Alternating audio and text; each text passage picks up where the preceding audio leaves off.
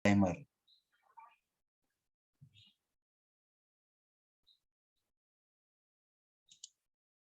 Oke, baik. Sampai di situ ada pertanyaan. Coba ada pertanyaan enggak? Coba. Bukan pertanyaan saya, tapi saya juga pernah dengar tentang orang-orang yang menguasai banyak bahasa juga disebut poliglot ya, saya. Tapi Poliglot, betul. ya poliglot.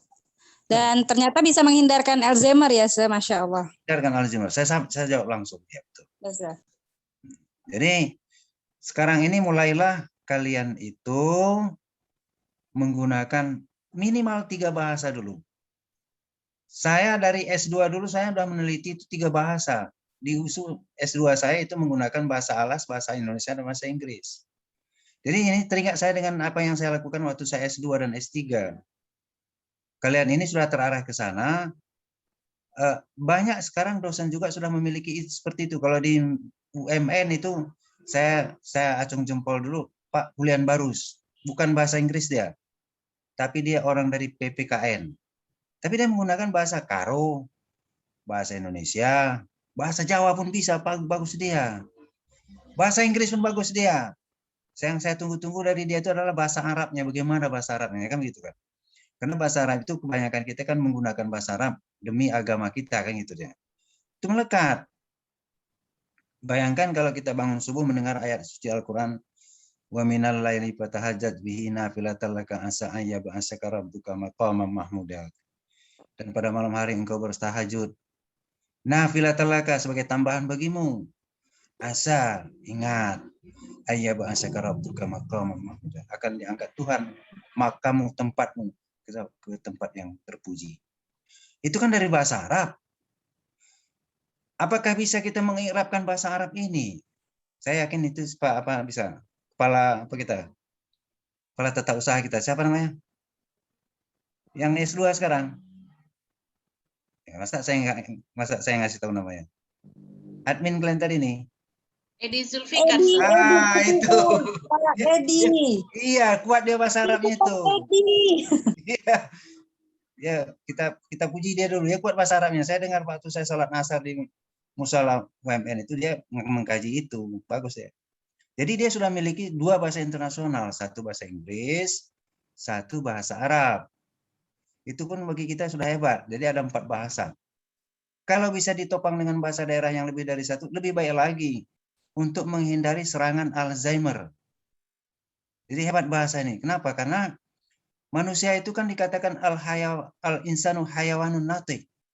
Manusia itu adalah manusia yang berpola kata, bertutur kata. Itu dia. Jadi kita harus membedakan diri daripada makhluk Tuhan yang lain. Ada kita dikasih Tuhan speech broca namanya. Speech broca ini untuk berkata-kata. Makanya turun pun wahyu kepada Nabi Muhammad, Iqra. Bacalah.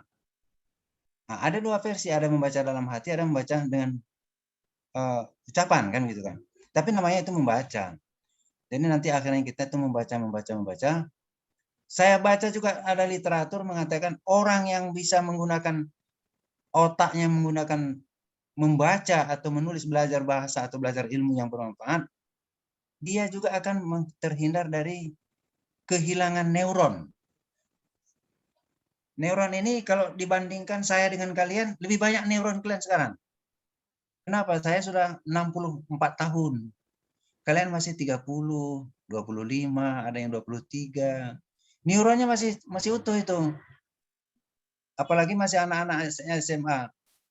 Di rumah anak saya yang kelas 3 SMP, 3 kali dibacakan ayat-ayat, hafal dia.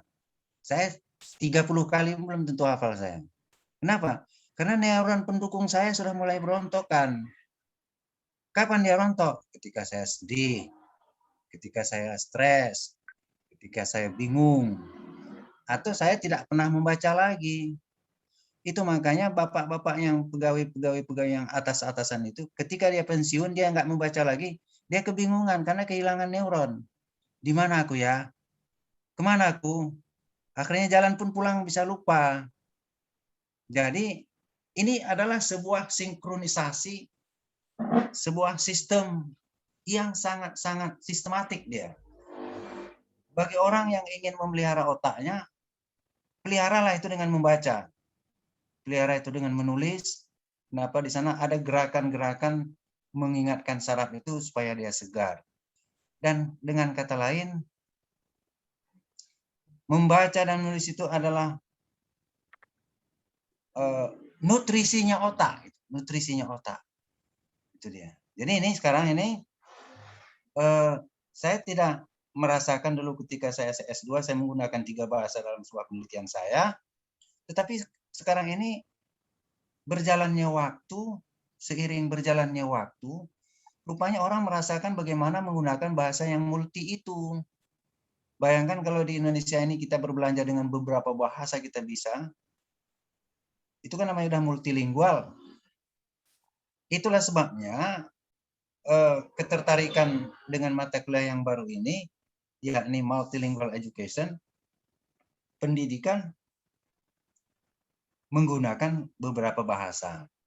Jadi kalau sudah ada pendidikan ini, bisa kita mulai dari diri kita dan pada anak-anak siapa yang kita jumpa, karena kita tetap berprinsip kepada apa yang diajarkan oleh Ki Hajar Dewantara. Katanya, di mana tempat itu adalah sekolahku, dan siapapun orangnya itu adalah guruku. Kalau itu kita pakai, filsafat itu sangat baik sama kita. Jadi, ketemu anak-anak, kita latih dengan beberapa bahasa, atau dia dibawa ke daerah yang menggunakan bahasa itu. Setidak-tidaknya, neuron-neuron sel dia untuk bahasa itu akan terpancing dan akan tergugah.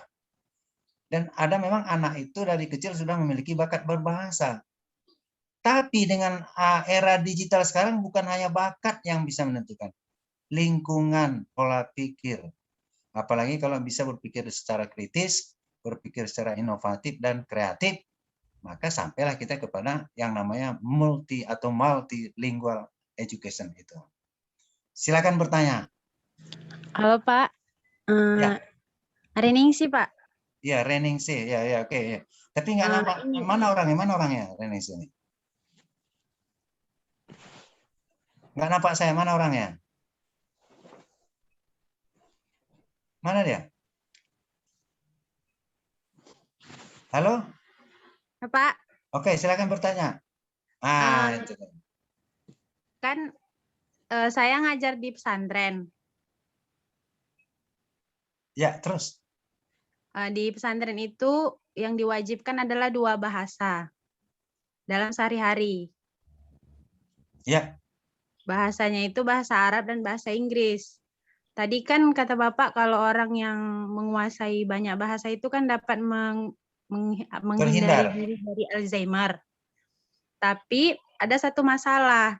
Jadi di sekolah itu anak-anak lebih tertarik dengan bahasa Arabnya. Itu kira-kira problemnya bagaimana ya Pak? Apa karena bahasa Arabnya ini lebih banyak di pelajarannya atau bagaimana? Baik, nggak bisa dijawab ya? Bisa ya? Nggak bisa ya? Baik, gini deh.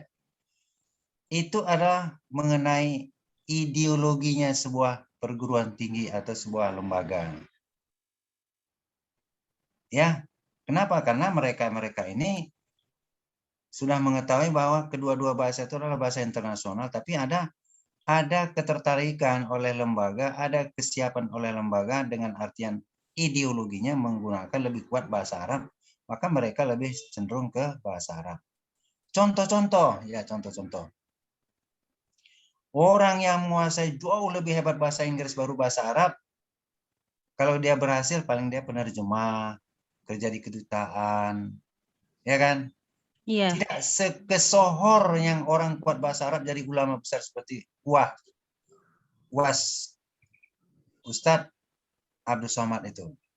Tapi kayak Abang Ningsi sekarang di Damaskus dia memang di kedutaan karena memang dia menguasai 2 itu gitu. Itulah dia yang menjadi penyelamat tadi kan gitu dia. Sebenarnya jadi kira-kira Sir mengatasinya supaya dia seimbang itu bagaimana, Sir? Dia perlu waktu. Kalau begitu gunakanlah waktu penggunaannya dan belajarnya seimbang. Karena bahasa itu dia melekat kepada kita kalau kita menggunakannya kan gitu kan. Memang sih 70% semuanya bahasa Arab. Makanya mungkin lebih melekat bahasa Arabnya, Sir. Iya, itu sudah pasti. Kenapa? Karena porsi itu menentukan. Jadi belajar yang namanya 3x1 dengan 1x3 itu kan beda. Inilah dia. Jadi yang selalu kita sampaikan sekarang ini, jangan sempat kita menggunakan atau memahami secara miskonsepsi dia. Atau Jadi orang selalu berpendidikan. Halo, Umi nih, Sir. Umi. Terkait dengan Iya, iya. pertanyaan Aliningsi ini, Sir. Iya, iya. Bagaimana supaya seimbang bahasa Inggris dengan bahasa Arab tersebut? Mungkin karena kenapa 70% di pesantren, mungkin karena pelafalan itu juga bisa jadi, ya, Sir. Karena Iya. kan kalau pesantren mereka kan lebih banyak belajar tentang Islamnya lah, bisa saja hadisnya, nahunya, sorobnya. Jadi mereka lebih ringan mengucapkan bahasa Arab itu daripada bahasa Inggris. Saya pikir Pendapat. itu bisa Bagus. pelafalan itu, Sir, bahasa Arab kan, karena di sana kalau bahasa Arab itu mungkin di pesantren lebih banyak porsinya daripada bahasa Inggris. Jadi mungkin anak pesantren tersebut lebih tertarik untuk menggunakan bahasa itu bahasa Arab dibanding bahasa Inggris. Kalau menurut pendapat saya begitu, ya, Sir. Iya, terima kasih. Ya, bagus. Jadi tadi kembali kepada frekuensi yang digunakan. Bagus itu. Jadi sekarang secara praktiknya itu saja sudah lebih banyak bahasa Arab. Bahasa Arab ketika dia membaca Al-Quran, bahasa Arab ketika dia sholat, bahasa Arab ketika dia berdoa, kan begitu. Satu-satunya yang bisa mengimbanginya itu adalah dengan menggalakkan kembali kapan diadakan diskusi bahasa Inggris, kapan dilaksanakan. Iya, ini maksudnya, Sir. Berarti kan harus kita aktifkan kembali, ya kan, Sir, supaya bahasa Inggris ini lebih banyak. Karena sebenarnya kalau anak-anak ini tahu dua bahasa ini sama-sama berguna, sama-sama bermanfaat, pastinya dia akan memperjuangkan bahasa itu. Karena kami setiap hari ada minggunya, seminggu bahasa Arab, seminggu bahasa Inggris, gitu, Sir. Baik, jadi itu sudah benar. Apa yang dilaksanakan di pesantren itu adalah sebuah terobosan bagaimana menseimbangkan antara kedua itu. Walaupun belum seimbang secara 100%. Ya, benar. Ya, itu pasti dalam teori sudah dilaksanakan, prakteknya pun sudah dilaksanakan. Cuman kalau diteliti dia tidak ada penelitian yang dapat 100%. Yang 100% itu adalah milik Tuhan. Mengatakan 50% juga itu adalah kemampuan kita saja, tapi yang sesungguhnya adalah milik Tuhan. Jadi itu tadi. Sejak sekarang ini kita mulai membahas sebuah unit bahasa. Yang dikatakan unit bahasa itu bisa speaking, bisa listening, bisa reading, bisa writing, bisa tata bahasa. Bisa tata bahasa, ya bisa juga fonologi walaupun kita tidak menguasai secara banyak. Bisa morfologinya, tapi kalau bisa hubungkanlah dia dengan pengajaran. Makanya hari ini kalian membuat topik, nanti di-upload. Nanti sore saya tengok uploadnya apa-apa judul yang kalian buat. Jadi saya katakan, buatlah judul dan topiknya. Tapi yang pertama diketahui kan topik dulu. Setelah dapat topik baru disusun judulnya. Itu dia menjadi apanya. Itu yang menjadi pikiran kita. Bagaimana nanti dari hasil multilingual ini kalian bisa membahas, ketemu satu kata bahasa Inggris, bisa switch ke bahasa Indonesia, bisa switch ke bahasa daerah. Ada nggak padanan ini? Ketemu saya makan nasi dengan bahasa Indonesia, bahasa resmi, bagaimana bahasa Jawanya? Atau bagaimana bahasa Bugisnya? Atau bagaimana bahasa Karonya? Bagaimana bahasa Inggrisnya? Berarti kalian sudah ada lintas bahasa, itulah sudah multi. Tapi kalau tadi hanya bahasa Indonesia dengan bahasa Karo, itu nenek-nenek kita pun udah banyak itu. Pergi ke pasar, saya mau makan nasi, saya beli nasi 1 bungkus katanya di kedai. Tapi kalau dia di rumah kan dia bisa bilang itu. Tadi aku beli nasi, dia bahasa Karo, bisa bahasa Batak. Jadi kita untuk memahami bahasa daerah ini kita gunakan teori sistemik functional linguistik, bukan teori struktural. Kalau teori struktural itu universal katanya. Sedangkan aliran sistemik itu bahasa itu adalah unik. Jadi lebih bagus kita mencari keunikan daripada keuniversalan. Kenapa? Kalau teori struktural universal itu katanya digradasinya bahasa kita. Yang pertama dibuatnya bahasa Inggris, yang kedua bahasa yang apa? Terakhir bahasa daerah kita paling corot dibuatnya, bawah sekali. Ditingkatkannya bahasa itu sesuai dengan kehebatan bahasa itu di masyarakat. Itu menjadi bahasa kita menjadi terbelakang. Tapi kalau kita pakai teori systemic functional linguistic, bahasa itu punya keunikan. Jadi kalau sudah keunikan, samalah derajat bahasa daerah dengan bahasa internasional. Samalah derajat bahasa Karo dengan bahasa Inggris. Sama dengan bahasa Karo dengan bahasa Arab. Kenapa? Semua itu sebagai alat komunikasi. Medium of instruction. Itu dia. Jadi teori itu harus, jadi macam saya. Sepintas kan saya kan menghargai sebuah kepala unit saya, baru di bawah-bawah saya. Tapi itu di mana? Di kantor itu ya kan. Tapi kalau di mata Tuhan, tidak ada kami yang lebih hebat kecuali yang takwa kata Tuhan. Yang takwanya yang pilih Tuhan gitu kan. Sama dibuat Tuhan semua, yang takwa yang dapat lebih derajatnya. Itu yang harus kita pikirkan. Jadi punya diversity di situ. Ada diversity. Nah, ada varietiesnya ada di situ, bervariasinya. Tapi tetap memiliki keunikan. Kalaulah tidak bahasa Jawa punya keunikan, dia tidak mungkin eksis sampai sekarang. Kalaulah tidak bahasa Karo punya keunikan, dia tidak bisa eksis sampai sekarang. Dia hancur sendiri. Untuk menghilangkan itu bisa dihilangkan, jangan dipakai dia. Jadi anak kita suku Karo, mamanya, ayahnya semua, tapi nggak mau lagi berbahasa Karo, hilang nanti dia. Saya merasakan anak saya satu pun nggak pandai berbahasa Alas. Dan itu memang zamannya, macam mana kita dibawa pun dia ke daerah kita sana, dia sudah mamanya bukan berbahasa Alas, lingkungannya bukan berbahasa Alas, maka dia anggap seperti bahasa Alas itu sama dengan bahasa daerah lainnya. Kecintaannya terhadap itu belum tumbuh begitu. Kapan itu mulai tumbuh? Kalau orang itu menyadari bagaimana anugerah Tuhan tentang bahasa itu sama manusia. Kita ini sudah umur kita sudah separuh, malah saya sudah tinggal sepertiga lagi barangkali. Saya merasa rugi, kenapa nggak bahasa-bahasa lain juga saya kuasai gitu? Kenapa? Itu kan anugerah Tuhan. Kenapa nggak saya ambil itu? Kenapa nggak saya gunakan waktu saya untuk mendapatkan itu? Sekarang umur saya sudah senja, saya hanya dapat berapa bahasa. Bukankah dalam sebuah hadis katakannya, orang yang mengetahui bahasa suatu kaum, maka dia selamat dari tipu daya kaum itu. Sangat besar sekali. Tapi mengapa kita begini, terlena? Kalau sudah dapat bahasa Jawa, Jawa saja. Padahal di dalam bahasa itu ada budaya. Ada yang namanya genre. Ada namanya kreativitas manusia. Untuk melengkapi sarana dan prasarana kehidupan mereka. Justru karena mereka butuh terhadap kreasi itu, maka mereka ciptakan, mereka cari bagaimana cara lebih baik lagi, lebih baik, lebih maju lagi. Oke, ada lagi pertanyaan? Silakan. Sir, sharing boleh, Sir? Boleh. Kasih tahu namanya. Meli, siapa namanya?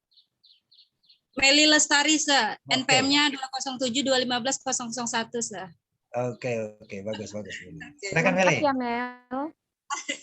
Gini, Sir, terkait yang tadi saya sampaikan bahwa bahasa itu sangat positif dan kita harus paham gitu. Saya juga mungkin mengalami yang seperti baru sampaikan, saya nyesel gitu loh, Sir. Kenapa enggak saya itu diajarin atau belajar bahasa Jawa sejak dulu gitu, Sir. Saya baru ngerti bahwa sebenarnya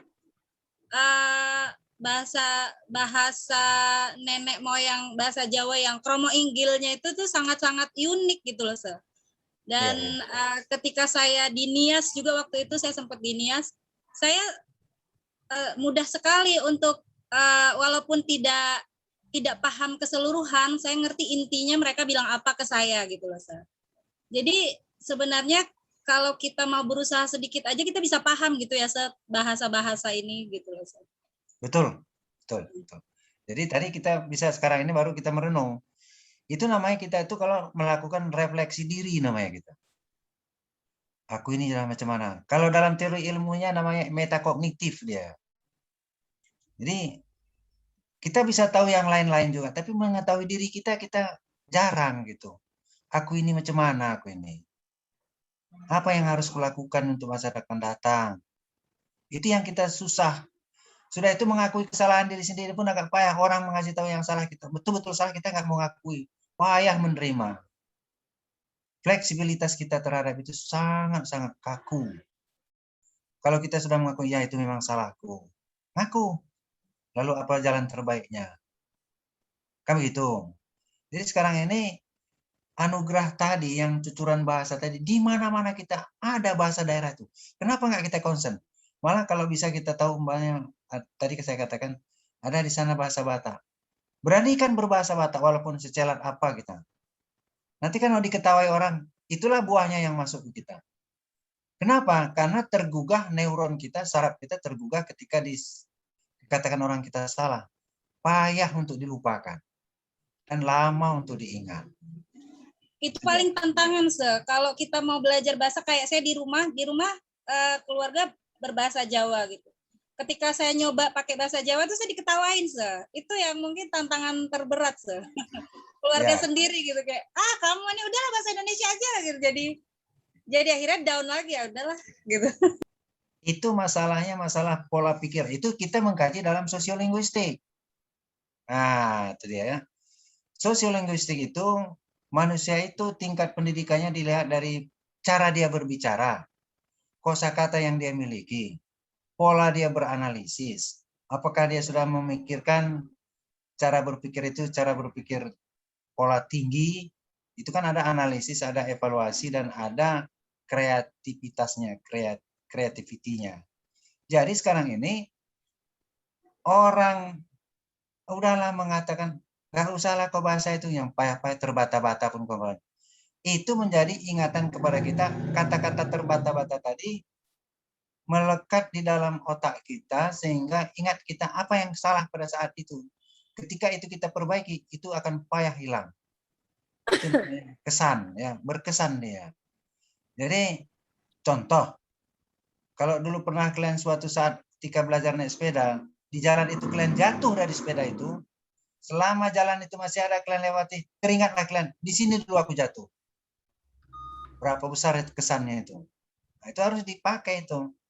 Jadi carilah dulu berbahasa yang dikatakan orang salah-salah, tapi Anda mendapatkan bahasa itu. Itu adalah sebuah anugerah.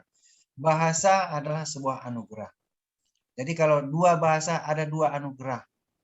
Anugerah apa itu dalam teorinya? Anugerah pemberian Tuhan kita menguasai bahasa itu. Sesuai dengan hadis tadi, orang yang mempelajari bahasa suatu kaum akan terlepas dari budaya kaum itu. Oke. Silakan lagi. Ini Pak Edi Surani. Ini orang kuat bahasa Arab. Silakan, sir. Related to our talks today, tentang multilingual in education itu sebenarnya kita mau yang mesti dibuat apa sih? Cuman buat topik dan judulnya gitu saya. Itu aja ya. Ya, oh, itu aja ya, sir. Iya. Dan kemudian kalau kita discuss about multilingual in education, it's related to code switching or code mixing, sir. Ya, kalau code switching itu kan sosiolinguistik. Artinya kan di situ ada multilingual gitu kan? Semua. Ya, di dalam sosiolinguistik itu memang mengkaji salah satunya multilingual.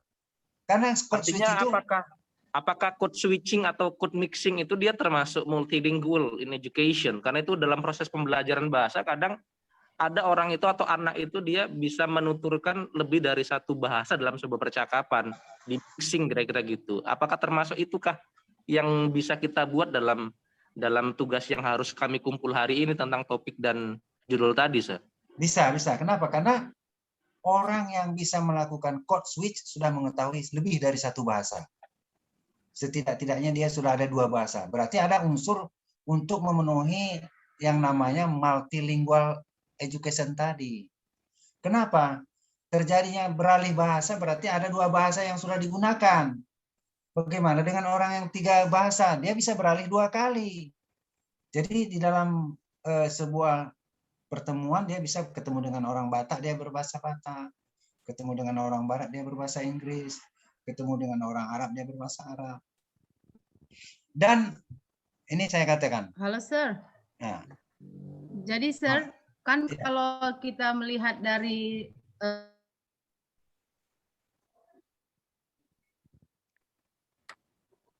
silakan.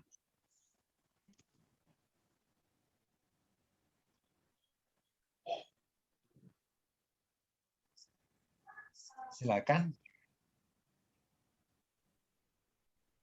Signal sepertinya, Sir. Iya, ya, makanya kita harus sabar ini. Agak sabar kita dulu. Gimana itu ya?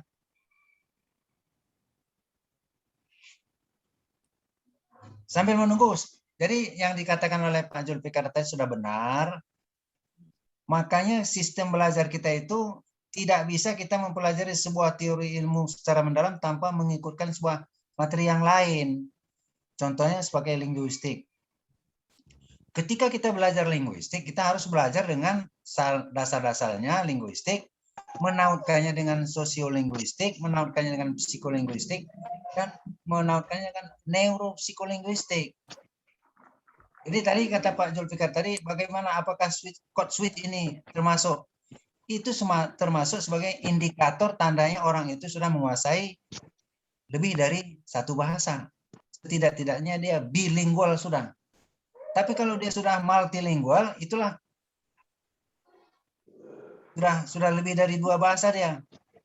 Itu sudah poli. Makanya tadi ada kata polyglot. Jadi polyglot itu orang yang bisa menggunakan bahasa lebih dari 2. Di Indonesia yang polyglot yang terkenal dulu Haji Agus Salim. Siapa lagi? Menteri apa? Adam Malik. Habibie. Tapi sekarang ini jangan remeh kita dengan pemuda-pemuda kita sekarang. Banyak orang yang sudah mengetahui lebih dari 3 bahasa. Bisa. Banyak itu, Ada nggak bisa remeh lagi kita sekarang ini. Orang sudah banyak. Jadi terkadang kita merasa ya saya ini barangkali sudah bisa memenuhi syarat apa saja. Ketika kita keluar dari kandang kita merasakan kita masih ketinggalan. Jadi bukalah hati kita untuk menerima bahasa apapun ya. Kenapa? Karena tadi saya katakan mengetahui bahasa suatu kaum akan terlepas dari atau terhindar dari tipu daya mereka. Kenapa? Karena mereka untuk mau menipu kita dengan bahasanya mereka sendiri. Jangan sampai kita masuk ke sebuah daerah, kita nggak tahu apapun bahasa yang digunakan di situ. Maka kita kalau sudah nggak tahu apapun, perhatikan dan dengarkan mulai. Iya, silakan. Apakah penguasaan bahasa isyarat juga termasuk dalam bisa dikatakan polyglot, Sir? Ya, salah Bahasa satu isyarat. itu media ya. Artinya begini. Kalau dia bahasa isyarat, dia hanya satu bahasa yang tahu dia. Kan begitu.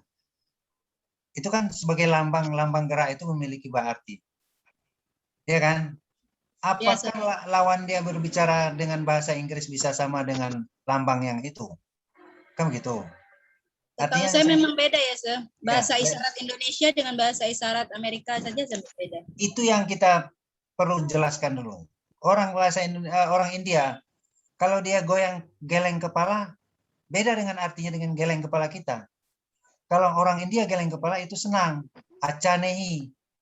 Tapi kalau kita geleng kepala nggak mau. Nah, itu hati-hati ya. Jadi kesepakatan atau pemahaman terhadap sebuah lambang gerak tadi itu harus disamakan dulu. Kecuali yang dikeluarkan oleh internasional seperti ketika orang sholat Jumat di India itu tetap ada pakai bahasa isyarat dia. Khutbah itu dibacakan, ada yang membuat isyaratnya. Tapi yang jelas mereka dari India, bagaimana dengan itu harus dipelajari lagi gitu. Sekarang di sekolah-sekolah luar biasa ada juga bahasa seperti itu. Apakah itu yang kita gunakan? Apakah itu digunakan secara internasional? Kalau itu digunakan secara internasional, cukup kita mempelajari isyarat itu, kita lambang-lambangkan saja gerak tangan kita, orang tahu semua. Tapi apakah itu sudah bisa kita gunakan setiap saat? Kan tidak semua orang tahu lambang itu. Tidak ada kesepakatan kita untuk mengetahui itu.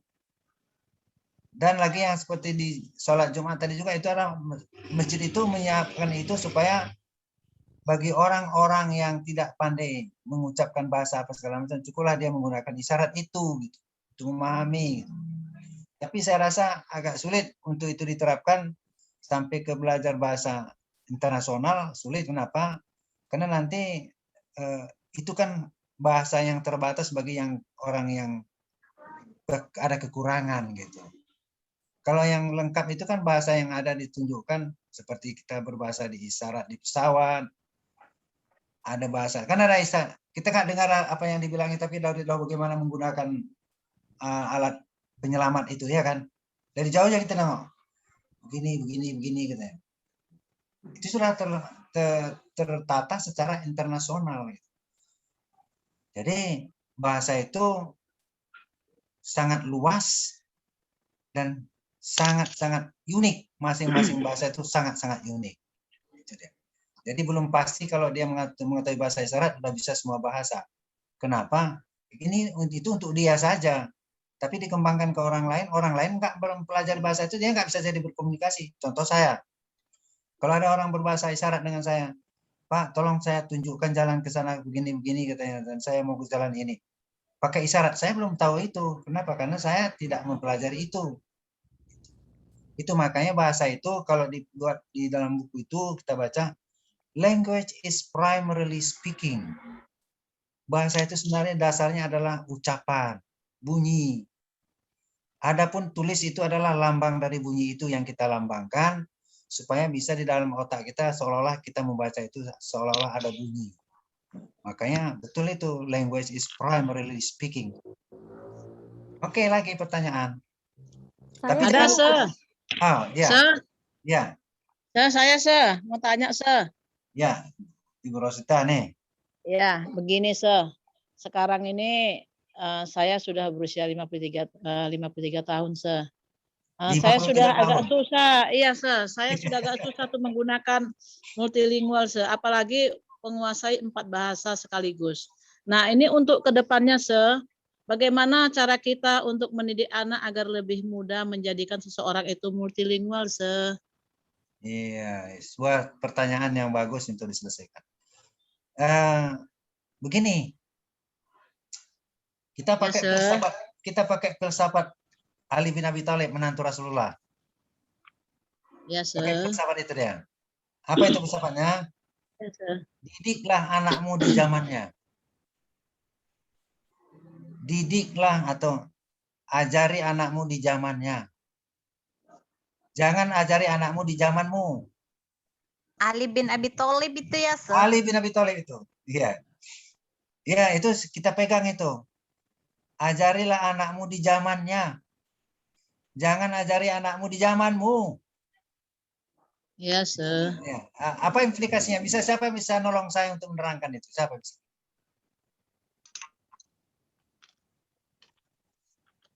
Siapa bisa? Sir, zaman sekarang ini kan, Sir, kayaknya lebih difokuskan bahasa ibu, bahasa nasional, bahasa Arab, dan bahasa Inggris kan, Sir. Multilingualnya itu 4 bahasa, Sir. Kalau bisa anak-anak sekaligus dia menguasai 4 bahasa itu, Sir. Kalau pada zaman sekarang, era zaman sekarang kan, Sir. Iya. Nah, bagaimana itu nanti untuk lebih mempermudahnya anak-anaknya supaya jangan seperti kita. Seperti saya udah usia 53 tahun, kok bahasanya paling bisa ya bahasa daerah, bahasa ibu, bisa 4 bahasa sih. Tapi kan kalau ini yang untuk kedepannya, Sir, kayaknya kita anak itu difokuskan ke bahasa Inggris, bahasa Arab, bahasa nasional. Udah bisa. Memang tempat yang paling bagus di samping yang utamanya begini, utamanya kita berdoa dulu ya. Doa ini gini. Kenapa kita berdoa? Karena doa itu diterima Tuhan. Ud'uni astajib lakum. Doa sama aku, kata Tuhan. Ku terima, ku kabulkan. Tapi sekarang kapan doa itu dikabulkan Tuhan? Itu sekarang kita salah paham gitu. Miskonsepsi kita. Itu yang miskonsepsi kita. Ada doa itu langsung diijabah Tuhan, ada ditunda Tuhan, ada yang dibentuk Tuhan dari lain. Jadi itu harus ngerti. Makanya untuk memahami itu harus dengan hikmah. Apa itu hikmah? Hikmah di atas ilmu.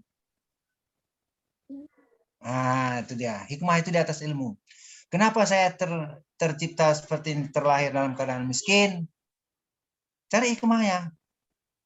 Mungkin bisa saja kalau saya dulu kalau saya jadi orang kaya, mungkin saya sudah menokohi orang, menindas orang, mengeksploitir orang.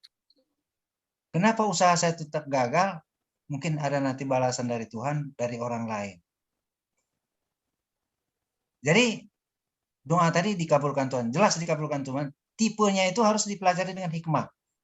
Ya, saya sudah semalam saya katakan waktu di PPG.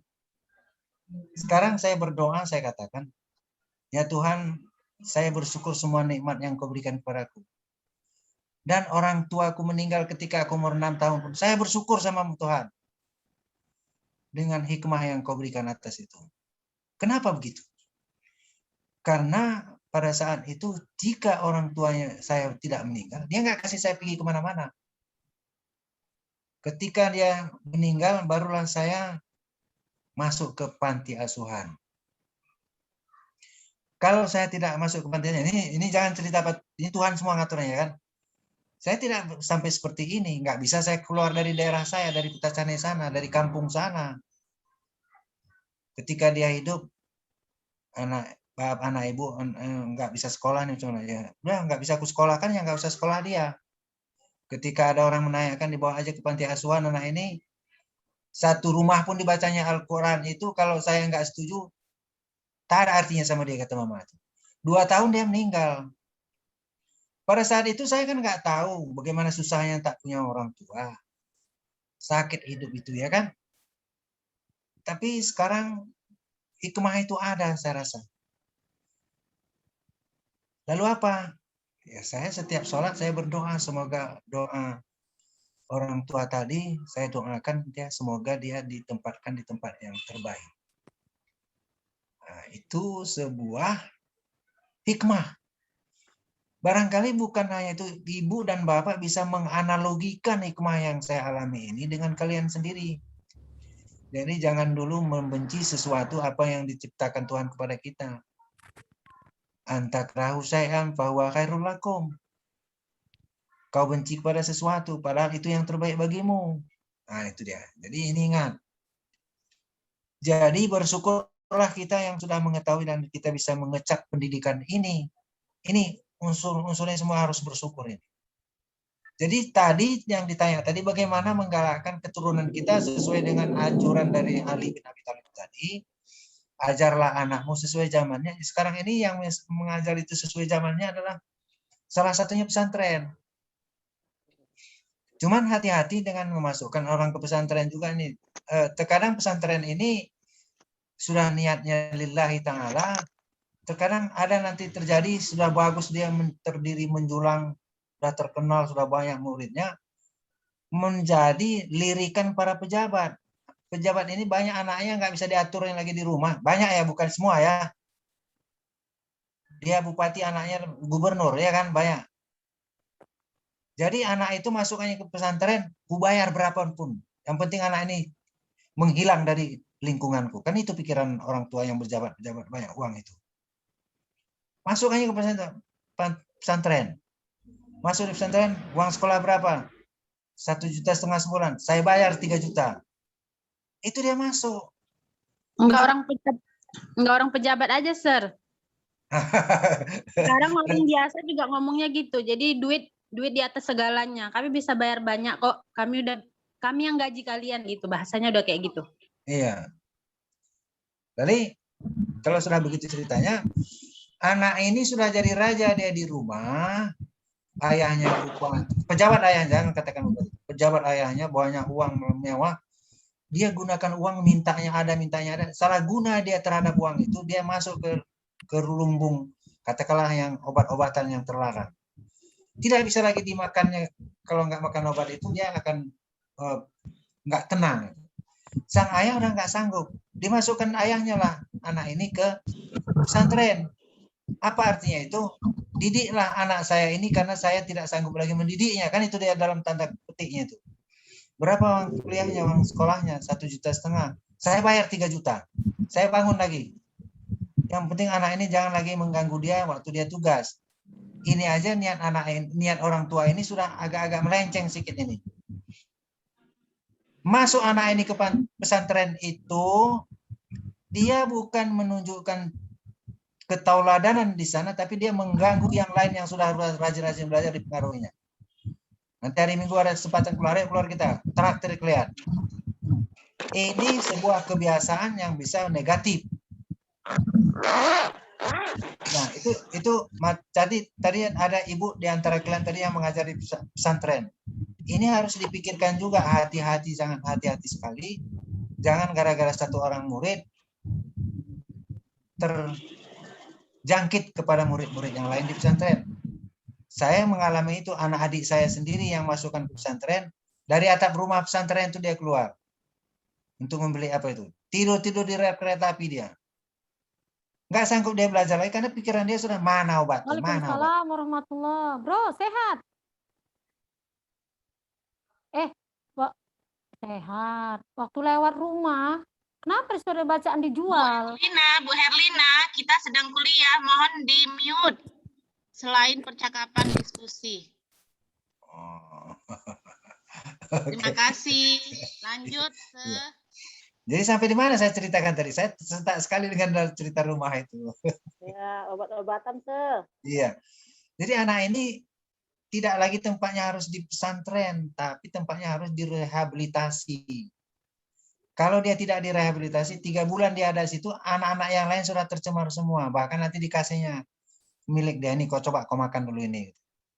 Ketika anak itu sudah kecanduan, kita sibuk, anak awak sudah bagus-bagus awak masukkan, tiba-tiba anak awak jadi korban. Nggak terdidik lagi kalau nggak masuk rehabilitasi. Kalau dia dididik di rumah, kita nggak sanggup mengatur jadwal pengobatannya. Karena saya sudah pernah melihat itu bagaimana rehabilitasi itu, panti rehabilitasi itu sudah pernah saya tengok. Itu kolam renangnya bermacam-macam jenisnya. Ada yang untuk jam 3 malam, ada yang jam 2 malam, ada yang jam 4 malam. Itu dimandikan dia malam. Di kolam renang dia dimandikan. Jadi ibu-ibu, bapak-bapak yang mengajar di pesantren tadi, itu yang perlu dijaga juga di pesantren itu supaya jangan tercemar pesantren itu. Kalau nanti sudah tercemar satu di situ membuat ribut, membuat hitam pesantren itu, beberapa tahun orang tidak mau memasukkan anaknya ke pesantren itu. Kenapa? Karena sudah ada bukti katanya. Di sana nggak dipedulikan, orang narkoba pun anak-anaknya narkoba tidak dipedulikan. Sehingga dia membuat penyakit kepada teman-temannya yang memang betul-betul ikhlas untuk belajar. Itu dia. Jadi Ibu Rosita Doli tadi, caranya Bu, kalau Ibu nggak sanggup mendidiknya dengan bahasa tadi, langsung di pesantren, bujuk dia ke pesantren. Saya tetangga saya ada anaknya tiga di pesantren itu. Tiga. Mau pula dia. Memang bukan enak di pesantren itu. Kenapa? Dikejar-kejar waktu, jam tayang, dan presentasi. Ada setoran namanya. Setoran itu apa? Ada ayat yang dihafal yang harus dihafal setiap hari ada distorkan, apakah satu hari satu ayat atau satu surat atau 2 hari gitu. Itu harus terstruktur dia. Inilah dia Ibu, bagaimana caranya untuk anak tadi. Selain itu memang intinya adalah berdoalah kita kepada Tuhan. Itu dia. Silakan lagi ya. Nah, silakan lagi. Yang saya bilang itu pas sekali karena kan ada perbedaan pola hidup dan pola kebiasaan yang rutinitas di rumah, kemudian diadaptasikan ke lingkungan yang baru gitu pas Ya. Jadi yang saya tanyakan nih ini berkenaan dengan multilingual tadi dari referensi yang ada di multilingual pada saat ini dimensinya itu kan masih kurang lebih ada perdebatan dalam hal ini Ada yang mengatakan bahasa daerah juga malah salah satu yang sifatnya bisa dimasuk kategori multilingual. Kemudian ada asumsi yang multilingual itu hanya bahasa yang sifatnya skala internasional Itu gimana Ya, itu tadi saya sudah terangkan dari awal bahwa pemahaman kita terhadap itu tadi kan ada 2. Satu pemahaman aliran struktural, satu pemahaman aliran fungsional. Kalau dia struktural, dia pakai kelas, pakai grade, pakai gradasi dia.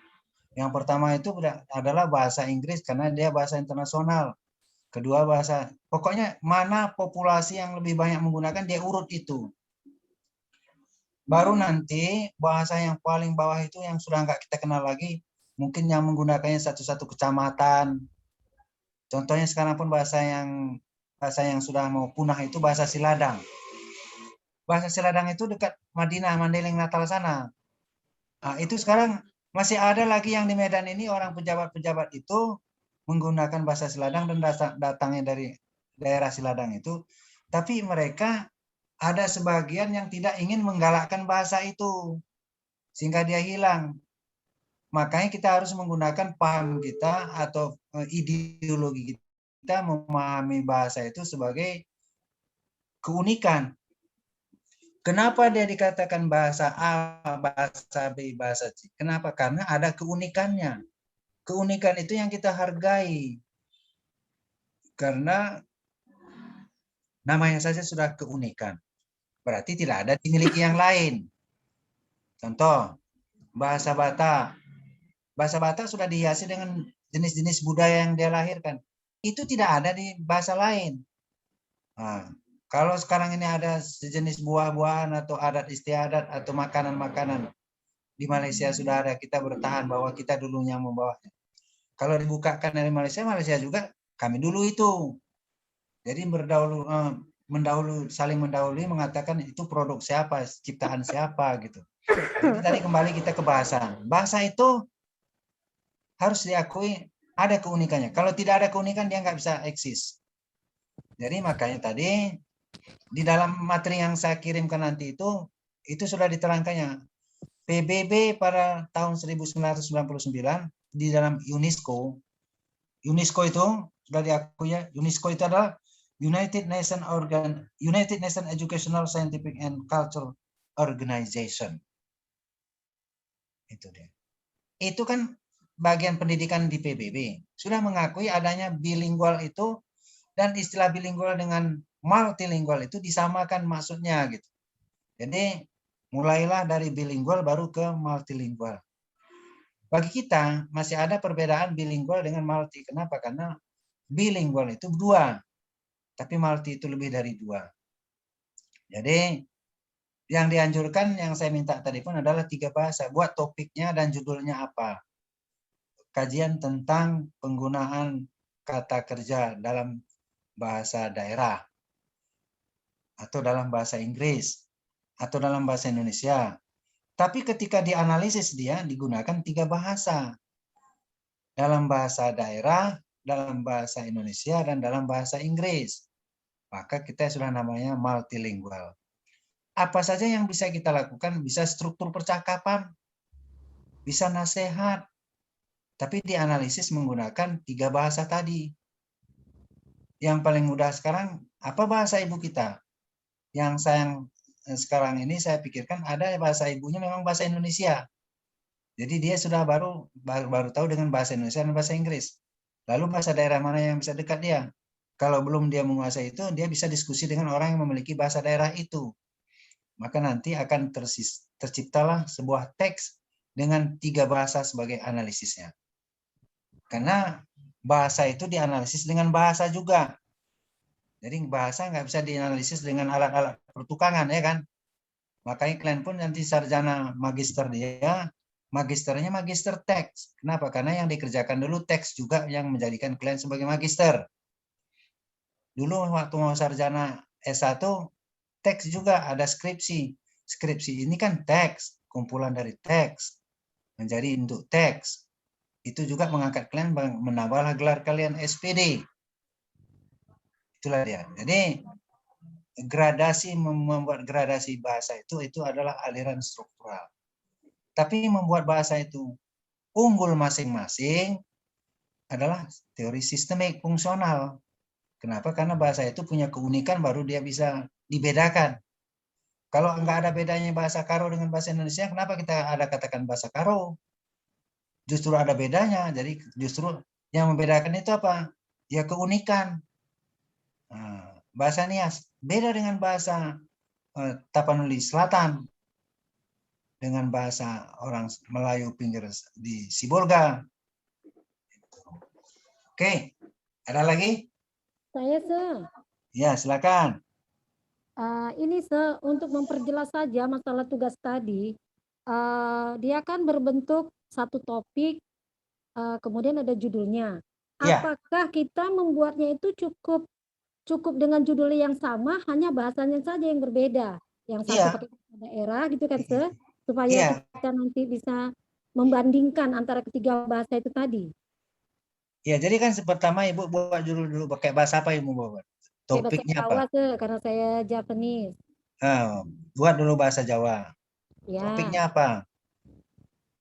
Topiknya opo ya kan? Apa tuh topiknya sekarang? Buat. Ya. Dah, topik Kemudian titik dirubah dua. ke dalam bahasa Indonesia. Ya, topik 2 bla bla bla bla. Muncul topiknya bahasa Jawa. Itu bahasa Jawa 1. Bahasa duanya bahasa Indonesia. Topik. Oke. Titik 2 bahasa Indonesia. Yang ketiga, topik bahasa internasional bahasa Inggris. Titik 2 bla bla bla bla bla. Baru judulnya. Judulnya apa ini? Jadi kalau topik itu kan kajian yang kita bahas kan itu topik, macam tema namanya kan. Jadi kalau nanti kalian meneliti kajian tentang literasi, topiknya literasi. Baru judulnya kemampuan literasi siswa kelas ini SMP ini dalam literasi ini kan kemampuan membaca dan menulis dalam teks ini. Kita pahami dulu literasi. Literasi itu kemampuan membaca dan menulis. Itu harus kita pahami dulu. Nah, jadi yang mana? Apakah menulisnya atau membacanya? Atau olah tata bahasanya? Buatlah judulnya. Jadi ketika kita membacakan sebuah judul, di dalam judul sudah muncul masalah tersembunyi namanya. Ya, hidden problem ada dalam judul. We can find the hidden problem in the title. Itu dia ada di dalam judul. Setiap orang membacakan sebuah judul akan muncullah masalah dalam benak kita. Apa masalahnya? Yang tersimpan dalam judul itu. Oke, jadi sekarang ini membuat topik bahasa apa? Bahasa Jawa, bahasa daerah, bahasa nasional, bahasa Indonesia, bahasa internasional.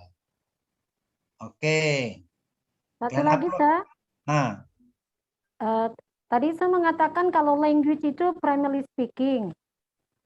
Ya. Jadi sebelum kita berbahasa, gini di madrasah saya lah khususnya ya kan, mengingat mirisnya kita tentang minat baca anak-anak yang hampir tidak ada sama sekali. Menurut penelitian UNESCO, bangsa Indonesia itu di urutan 62 dari 70 negara. Kemudian rata-rata yang minat baca anak-anak itu seluruhnya lah bangsa Indonesia 0,001%. Berarti dari 1.000 orang hanya 1 yang minat baca. Dan literasi itu menjadi wajib gitu untuk seluruh sekolah maupun madrasah sekarang.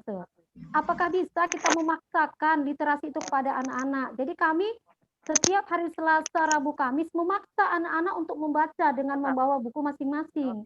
Kemudian setelah membaca, sekian menit diberikan waktu, mereka presentasi. Setelah mereka presentasi, ini banyak yang tidak mau tampil ke depan, karena mungkin mereka merasa tidak mampu berbahasa. Jadi menurut saya bagaimana? Apakah minat itu tadi harus kita paksakan, dan bagaimana menumbuhkan kesadaran mereka untuk mau membaca? Ya, cuma kawan daerah sekitar itu nggak ada. Oke, saya jawab. Oh ya, oke, saya jawab ya. Kita kembali kepada tugas kita sebagai guru. Tugas guru ada 3 kalau nggak silap saya. Apa aja? Mengajar, mendidik, dan melatih. Oh, melatih ya. Iya. Jadi mengajar, apa sasarannya? Objeknya apa? Pengetahuan. Mendidik, mana objeknya? Akhlak, perilaku. Jadi jangan gurunya di depan kantor pembeli itu berebut-rebut kue. Mana aku? Sampai lari kejar-kejaran macam anak-anak. Itu namanya nggak mendidik. Sopan kalau perlu ya nggak usah dapat kue daripada terjual moral kita kan gitu dia kan. Ini mana aku? Itu kan namanya nggak terdidik. Guru tidak pendidik namanya. Baru melatih itu kan psikomotornya. Bisa digerakkannya membaca tadi dengan ungkapan dia, dengan raga dia, itu kan udah melatih namanya. Makanya tadi guru itu digugung. Agak berat memang ceritanya guru ini ya kan. Kenapa? Karena ihsannya harus baik, akhlaknya harus baik. Kalau akhlaknya lari-lari di pinggir jalan pakai sempak pula lagi, itu mana? Itu guruku, kata murid mungkin nggak berani bilang lagi. Ya, dia jalan mau pergi sekolah, ada gurunya lari-lari pakai sempak olahraga. Itu namanya tidak mendidik. Yang kita didik bukan murid kita saja, orang lain pun harus kita didik juga. Contoh harus kita berikan. Jadi itu balik. Tadi sudah bagus, ketika hari tertentu dia suruh dia membaca dan mempresentasikan. Kita harus diumumkan dulu sebelum dilakukan itu. Hari sekian kita mengadakan literasi. Kalian bawa buku ini masing-masing, polan halaman sekian, polan halaman sekian, polan halaman sekian, dan akan dipresentasikan di depan kelas. Saya panggil namanya sesuai kemauan saya. Dia kan nggak tahu lagi urutan berapa deh. Baik, itu kita lakukan. Jadi tugas kita guru itu ada 3 tadi. Mengajar, mendidik, dan melatih. Ya, jadi jangan salah itu nanti. Kalau itu kita terapkan juga sama anak kita, mudah-mudahan anak kita juga tidak membuat masalah. Semua yang kita lakukan itu yang kita suruh dari dicontohkan kepada mereka. Contoh yang kita berikan sudah kita lakukan dulu. Ini saya mau kasih kasus sama kalian. Kasus ya. Catat kasusnya ini. Pada hari tertentu ada seorang murid di antar mamanya, ini udah kelas 6. Di antar mamanya ke sekolah. Murid itu belajarnya jam 7.30 tapi di antar mamanya jam 7. Lalu mamanya pergi belanja. Pulang belanja sambil nengok anakku, sayang memang sama anaknya dia. Tengoknya anaknya sedang nyapu di halaman sekolah. Di samping anaknya tadi ada juga ibu guru sedang menyapu di halaman sekolah itu.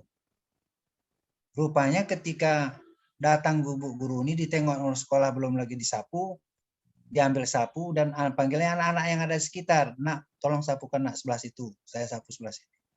Dilihat mamanya lah anaknya sedang menyapu, naik darah mamanya. Anakku bukan kusekolahkan kemarin untuk disuruh menyapu, tapi untuk belajar. Tariknya sapu itu diletakkannya, tariknya anaknya. Baru ngechat dia lewat WA. Chatnya semua sama guru-guru. Kebetulan guru ini murid Ari, anak kita, anak saya. Ya, cerita dia di rumah. Bagaimana cara solusinya? Sekarang sebelum saya sampaikan solusinya, menurut kalian apa solusinya itu? Dia sudah menuduh sekolah itu membuat anak bekerja di situ, bukan untuk belajar. Anakku bukan babu, bukan apa, bukan suruh anakku. Anakku itu kusekolahkan di sana tuh belajar. Aku saja pun jarang menyuruh dia itu menyapu. Gimana menurut kalian?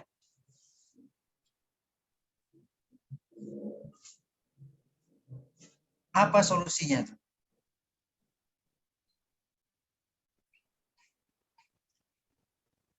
Nah, jadi solusinya begini. Nggak perlu kalian berpikirkan ya, kita sampaikan aja. Memang umum itu sering, Sir. Hah? Itu memang permasalahan yang udah sering terjadi, apalagi di sekolah-sekolah berbasis negeri. Umumnya dominannya kayak gitu, Sir. Iya, jadi kebetulan jadi gini, saya potong sedikit. Anak saya ini ngajar di SD kelas 6. SD kelas 6. Dia baru masuk, diangkat pegawai negerinya 2018. Tapi langsung karena dia udah S2 PGSD dia dari Unimed, S1 Unimed, S2 Unimed. Lalu di guru-guru ini memastikan dia, artinya mendukung dia dan mematok dia kepala sekolah untuk mengajar di SD kelas 6. Lalu apa yang terjadi paradigmanya? Yang terjadi paradigmanya memang satu aliran pikiran itu bagus, satu lagi ada pandangan dari negatifnya. Jadi bagusnya dulu. Kalau kita buat sebuah grafik anak SD itu, kita garis dia dari bawah naik ke atas dalam batu tulis, naik ke atas dengan silang kita katakan. yang paling banyak dulu itu ada dua, ada kognitif dan ada afektif di sana, ada pedagogik dan ada pengetahuan. Pengetahuannya pertama 0, tapi pengetahuan itu merangkak sampai ke atas. Sementara pedagogiknya dulu 100% dulu dia. Nah, mau apa? Kelas 1. Mau kencing, Bu, aja bawa ke kamar mandi. Cara salaman diajar, cara mengucapkan assalamualaikum, membaca bismillah, mau makan diajari, semua diajari. Artinya penuhlah di sana didikan itu bagus dengan pedagogik. Tapi beranjak di KS2, pendidikan itu mulai kurang pedagogiknya. Ilmunya mulai naik. Sampai di kelas 6 nanti penuhlah ilmunya naik 100%, pedagogiknya menghilang dia sampai. Kenapa? Karena dianggap anak itu sudah tahu tata keramanya gitu. Jadi masalah yang tadi saya katakan kepada anak saya, itu dipanggil ibunya. Tapi jangan sempat merasa ada tertekan kepada anak. Jangan sempat anak dimarahi atau dikocehi atau diumumkan di depan kelas, mama ini begini. Dia nanti tertekan, maka itu menjadi mempengaruhi kejiwaan dia sampai dia mungkin sampai nggak terlupakan kalau nggak diperbaiki. Jadi panggil ibunya. Kenapa ibunya panggil ibunya? Bu, kami dengar ibu ada itu menarik anak-anak ibu ini. Itu jangan dulu didengar sama anaknya di situ, sama ibunya aja ngomong di kantor.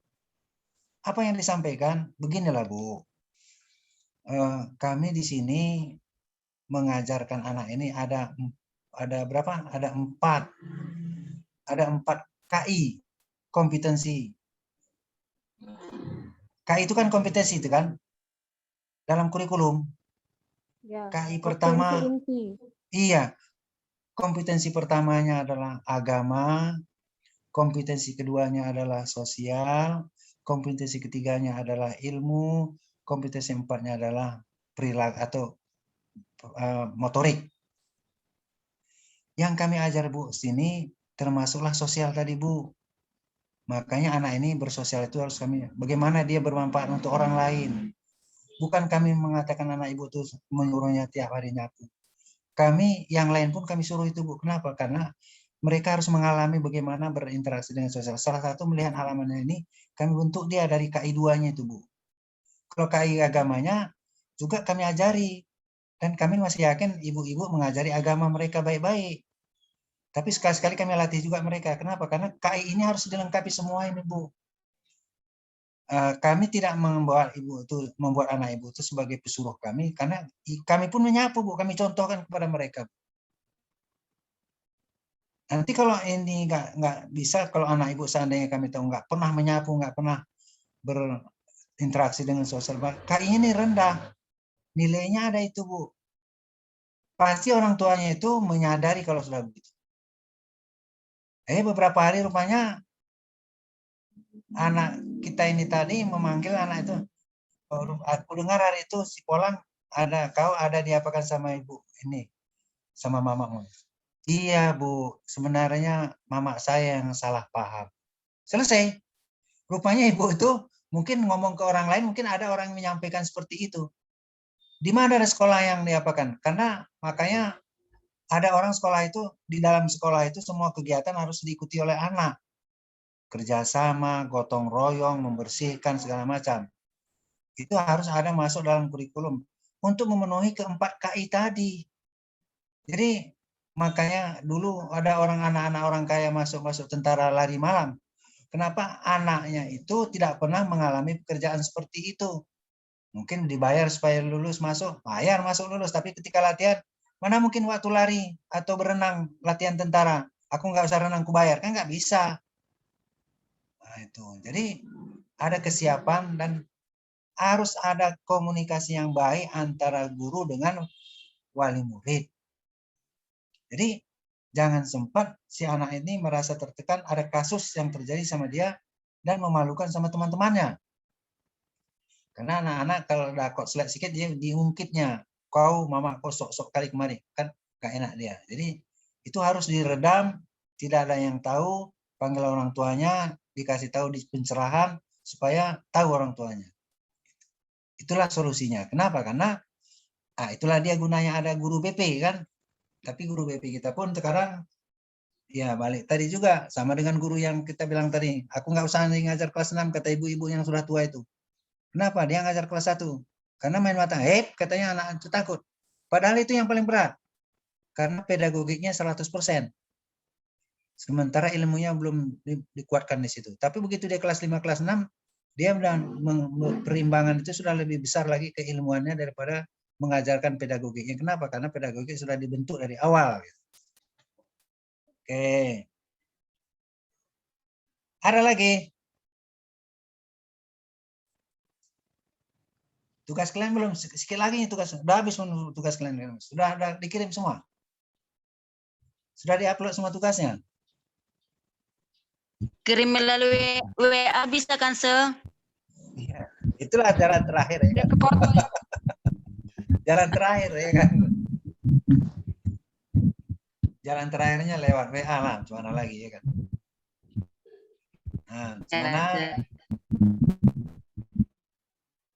Nah, kalau begitu kita tutup ini, kita masuk ke siakat lagi. Kalau nggak ada kalian bertanya lagi kan, ini kan dimakan watt ini.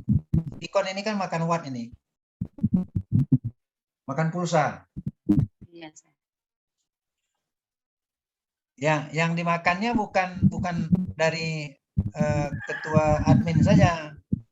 Yang dimakannya itu semua kita kan. Kalau ini dibiarkan dan ibu tidak bertanya sama saya dan saya pun tidak menerangkan sama kalian, maka ini kita dikurasnya adalah pulsa. Termasuk pulsa kita masing-masing ini.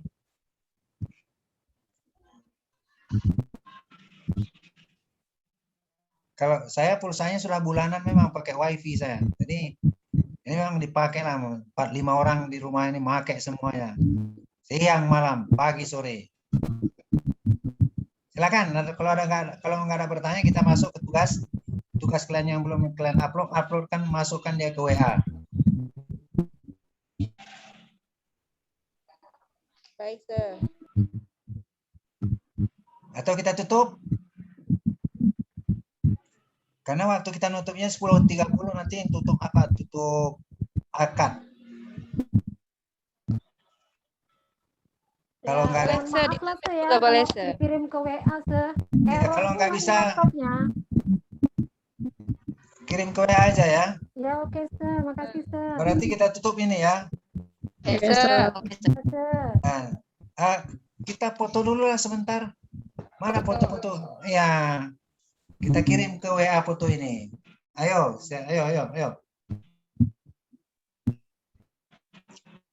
Ini cuma nampak. Gimana kalau nggak nampak semua nih? Saya nggak tahu caranya.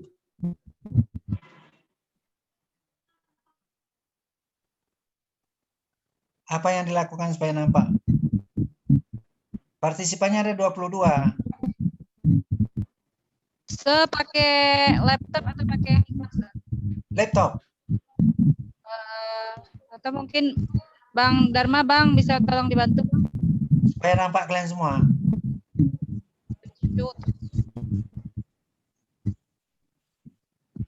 Harus kita buka kamera, Sir.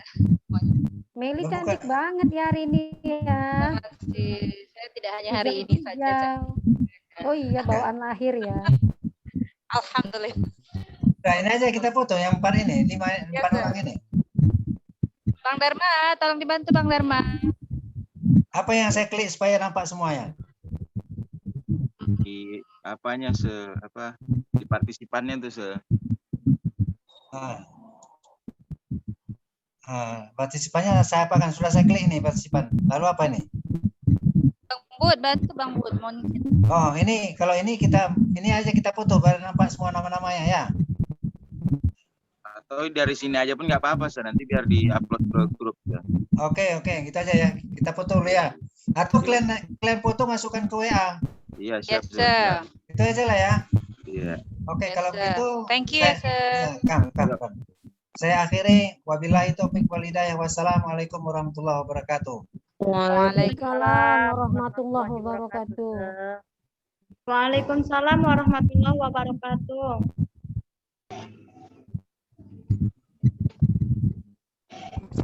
Izin live ya, mengerjain PR. Ada tugas kita, Kak. Latifah baru udah masuk ya? Baru masuk Latifah ya? Cakap itu. Ya. Nice. Kita atau enggak? Makin tembem ya, makin sehat ya.